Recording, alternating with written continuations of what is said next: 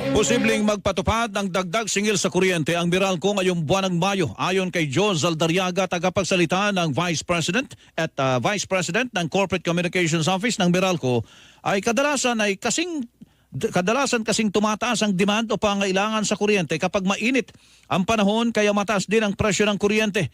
Taon-taon na niya itong nararanasan at may tuturing itong tinatawag na cyclical. Sinabi naman ni Zaldariaga na hindi pa pinal ang kanilang assessment at hindi pa nila masabi sa ngayon kung magkano ang itataas sa singil sa kuryente.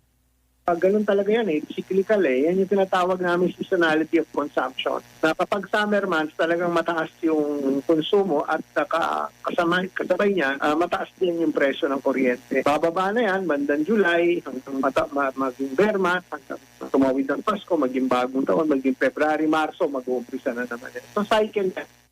Ang tinig ni Joe Zaldariaga, tagapagsalita